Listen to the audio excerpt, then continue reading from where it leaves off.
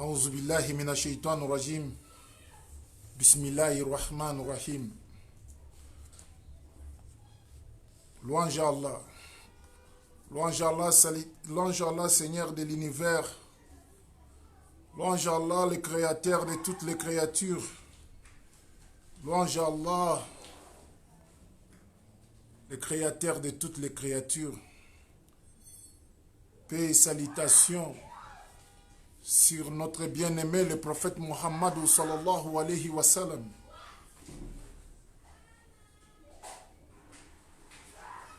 Et sa noble famille, et ses bons croyants, et les bons musulmans jusqu'à la fin du monde. Amin ya Rabbil Alamin. Mes très chers frères et sœurs dans l'islam, je vous salue tous, chacun par son nom et son prénom. Je demande à Allah subhanahu wa ta'ala de nous guider tous sur le droit chemin. Pas sur le chemin à ceux qui ont couru sa colère, mais sur le chemin de ceux qui ont cherché son bienfait et sa bénédiction jusqu'au jour de Qiyamah. Amin ya Rabbil Alamin. Mes très chers frères et sœurs, je vous salue tous avec une très belle salutation de l'islam. Une salutation auquel, quand tu le fais toujours en souriant. Une salutation auquel qui est une source de bénédiction le matin comme l'après-midi auprès de frères et sœurs musulmans entre eux quand il se dit Assalamu alaikum wa rahmatullahi wa barakatuh. Mes très chers frères et sœurs, j'ai juste 5 minutes à vous prêcher aujourd'hui. Et je sais que ces 5 minutes vaut mieux que 40 ans et 50 ans de prédication.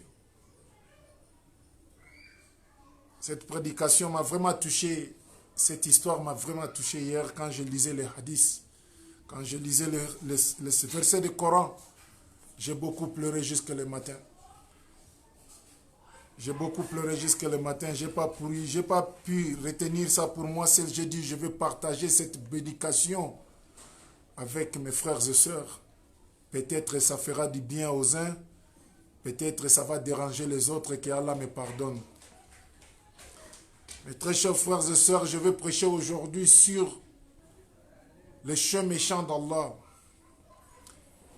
On connaît tous le jour de jugement. Allah, quand il va appeler son chien méchant.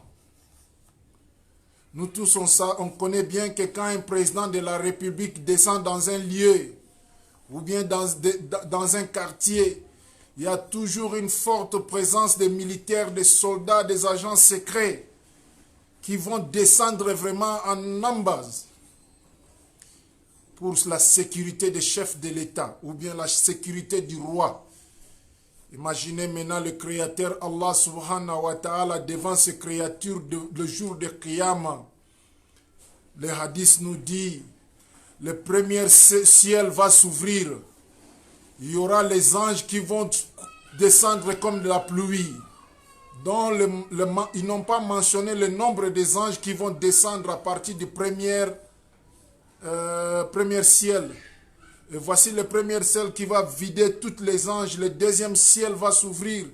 Et ce deuxième ciel aussi va verser les anges. Et le troisième ciel va s'ouvrir aussi. Il va aussi vider tous les anges qui sont au troisième ciel. Et le quatrième ciel va s'ouvrir. Elle va vider tous ces anges à la direction devant Allah subhanahu wa ta'ala. Et jusqu'au 7 ciel. Ils vont tous vider leurs anges devant Allah subhanahu wa ta'ala. Et tous ces anges-là, ils vont encadrer Allah en groupe, en ligne. Allahu Akbar. On lit quelque chose dans le Coran souvent, mais nous-mêmes, on ne le prend pas en considération. On lit ça dans le Coran. Chaque jour, on lit ces versets, mais on ne comprend pas l'impact de ces versets. Quand on dit Waja Rabbuka wal malakul safa ou safa. Les anges vont descendre en amba et ils seront en safa. Donc safa c'est en ligne. Ils vont s'aligner Ils vont encadrer Allah, ils vont encadrer même les êtres humains, toutes les créatures d'Allah. Et personne n'aura là où à s'échapper, ni à se cacher.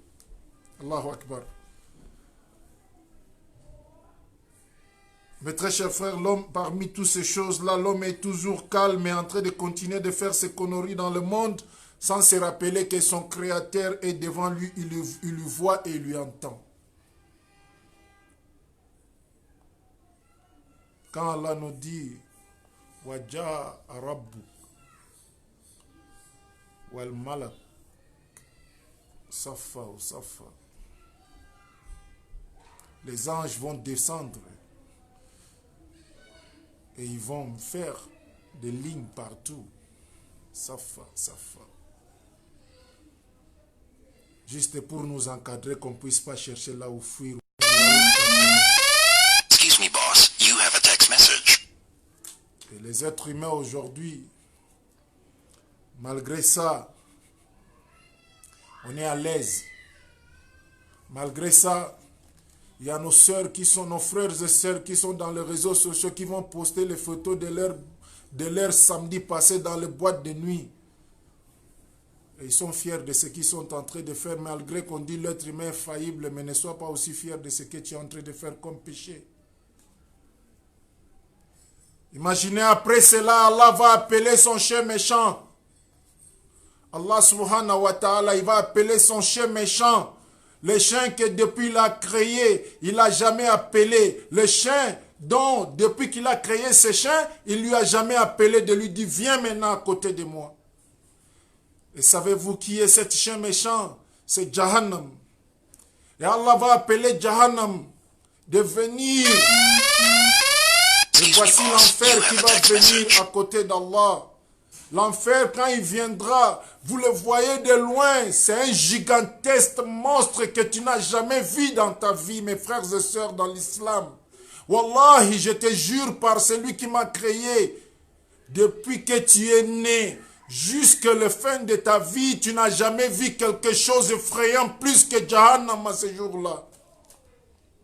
La façon que Jahannam vient, il vient parce qu'il a la crainte de retarder l'appel de son Créateur qui est Allah. Il vient parce que son Créateur qui lui a jamais appelé, il lui a appelé ce jour-là, il ne veut pas être puni. Il vient avec une forme. Dans cette forme, le prophète Mohammed sallallahu alayhi wa sallam, il disait à Sayyidina Abu Bakr, Sayyidina Omar radiallahu ta'ala anhu, que même les prophètes et les messagers auront doute de leurs bienfaits, ils auront doute de leurs messages, ils auront doute de leurs prophéties qu'ils ont annoncées aux êtres humains, car ils se croient ces jours-là qu'ils seront aussi punis. La façon que Jahannam va courir de venir le moment que Allah subhanahu wa ta'ala lui appelle. Allah Akbar. Tellement que Omar radiallahu ta'ala anhu, il était soucié, il était vraiment effrayé de cet hadith. Il a demandé à Rasul sallallahu alayhi wa sallam, Ya Rasulullah, quel sera le sort des croyants? Quel sera le sort des croyants? Quel sera le sort des croyants, Ya Rasulullah? Et Rasul sallallahu alayhi wa sallam lui dit, quand Jahannam il va venir, il sera attaché par 70 000 chaînes. Donc Jahannam est attaché et attrapé. Il est attrapé avec 70 000 chaînes. Il est maîtrisé par 70 000 chaînes. Subhanallah. Écoutez-moi doucement les croyants. Écoutez-moi doucement les musulmans. Écoutez-moi doucement les créatures d'Allah subhanahu wa ta'ala. Excuse me, boss. You have a Prenez text votre message. créateur comme un moquerie, un jeu, une blague. Écoutez-moi doucement ce que Allah, votre créateur, a créé devant vous, qui vous attend le jour du jugement. Jahannam est maîtrisé avec 70 000 chaînes. Chaque chaîne, c'est 70 000 anges qui ont attrapé cette chaîne. Maintenant, tu fais 70 000 anges fois 70 000 chaînes. Ça, c'est le nombre des anges qui ont attrapé les 70 000 chaînes pour maîtriser Jahannam, pour de ne pas rentrer dans la population en train de brûler tout le monde quand Allah va lui appeler. Car la seule façon de freiner Jahannam à ce jour-là, de ne pas rentrer dans la communauté, dans les êtres humains qui seront jugés devant Allah, c'est les anges qui vont attraper, ils vont tirer les chaînes pour maîtriser Jahannam. Et Jahannam, il est maîtrisé par 70 000 chaînes. Et 70 000 chaînes, chaque chaîne, il y a 70 000 anges qui attrapent les chaînes pour maîtriser Jahannam. Allahu Akbar. C'est cette créature-là que vous doutez.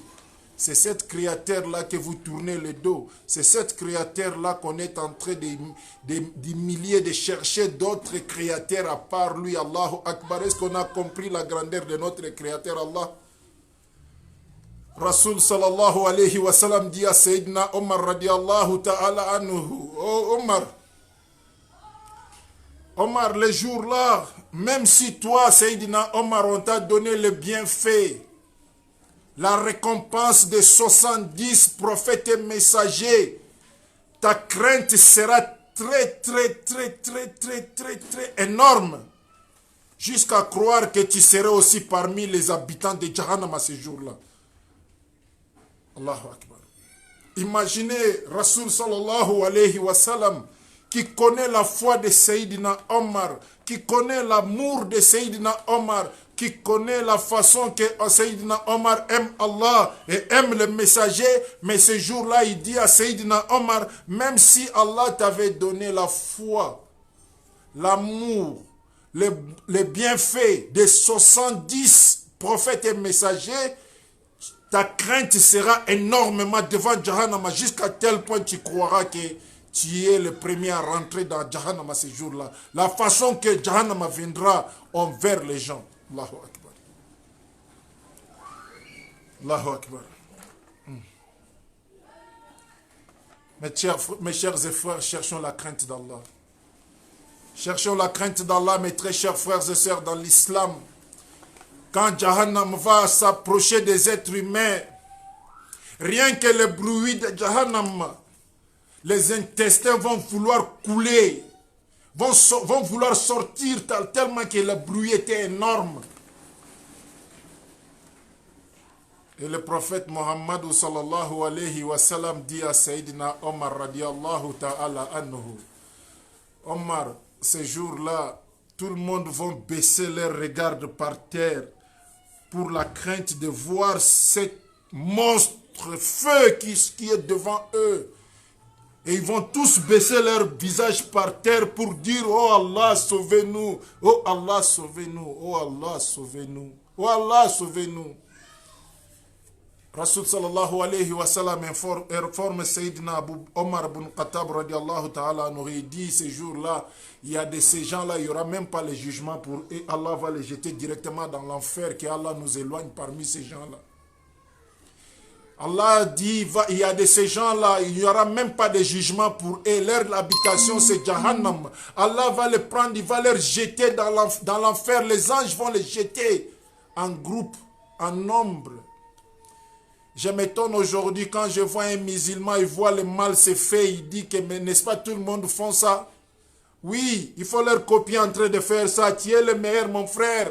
Tu es le véridique. Quand ils font le mal, il faut copier aussi le mal qu'ils sont en train de faire.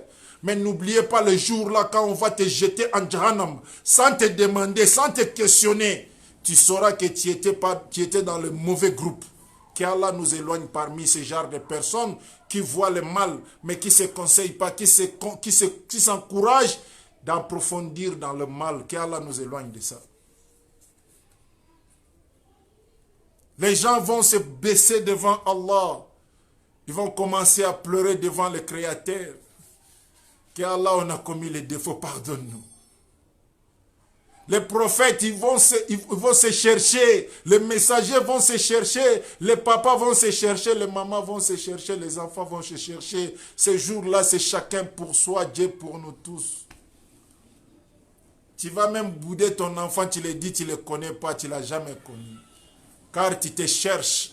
Ce que tu as vu devant toi, tu n'as pas envie d'aller là-bas.